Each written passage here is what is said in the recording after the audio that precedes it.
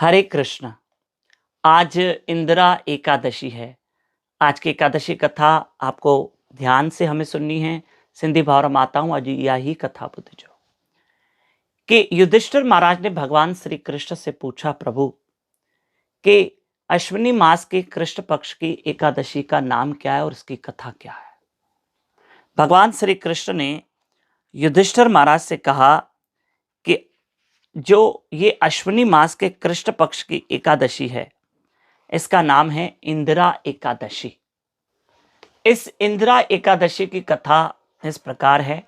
ये पितृपक्ष की एकादशी है और हम जो व्रत करेंगे, आज जो किया है, वो हम अपने सर्व पितरों को अर्पण करेंगे।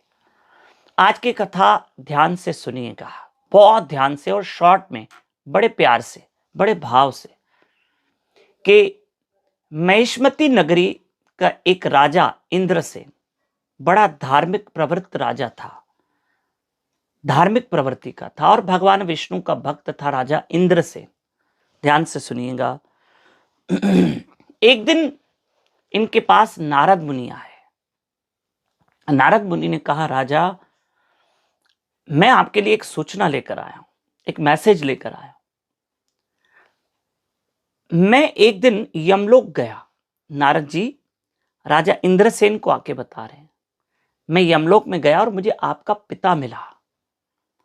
किसी पाप कर्म के कारण आपके पिता इस वक्त यमलोक में बैठे हैं, वो वहां से छूटना चाहते हैं।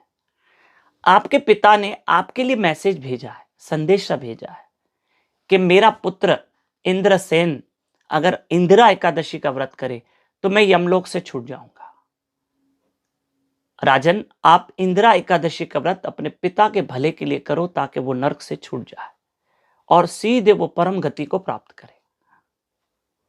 आप ये एकादशी का व्रत कैसे करते हैं, सुनना।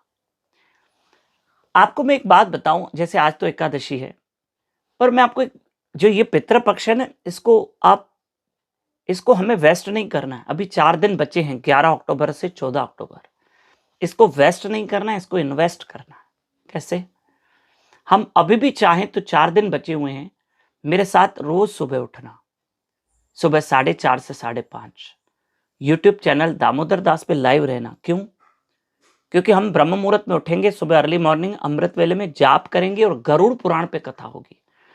और इन दिनों पितृपक्ष में भगवत गीता, गरुड़ पुराण, साथ साथ भागवत पुराण जरूर होना चाहिए। आप गरुड़ पुराण जरूर सुनना। मैं लाइव रहूंगा आपके साथ और गरुड़ पुराण पे चर्चा होगी, रोज पितरों को अर्पण करेंगे। मैं हाथ जोड़ के प्रार्थना करता हूं कि 11 अक्टूबर से 14 अक्टूबर तक ये 4 दिन आप छुट्टी नहीं करोगे और पितरों के लिए डेली उठोगे। प्लीज उठो और आप अपने पितरों को रोज पुण्य अर्पण करो। और इस बीच में 18 अध्याय भगवत गीता का हमारे यहाँ मूल पाठ भी चालू हो जाएगा हमारे शहर में, वो भी हम आपके पितरों को अर्पण करेंगे। सिर्फ स्पेशली भगवत गीता हम आपके पितरों के लिए कर रहे हैं, क्यों ना करें? अच्छी बात है, पितरों का जितना पितरों के लिए करें उतना भला होगा। आप भी घर में भगवत गीता पढ़ना। तो ये 4 दिन 11 अक्टूबर से 14 अक्टूबर छुट्टी नहीं करनी है।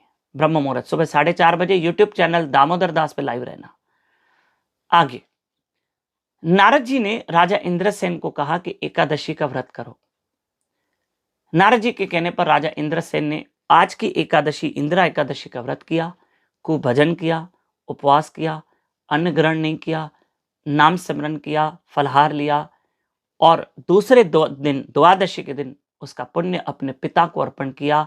उनके पिता की सदगति हो गई। आप भी आज आपने एकादशी का व्रत किया है, मैं हाथ जोड़ता हूं, कल द्वादशी के दिन इस जो भी आपने एकादशी का व्रत किया उसका सारा पुण्य अपने पितरों को अर्पण करना। धन्यवाद। खूब भजन कीजिए। हरे कृष्ण कृष्ण कृष्ण हरे हरे, हरे राम राम राम।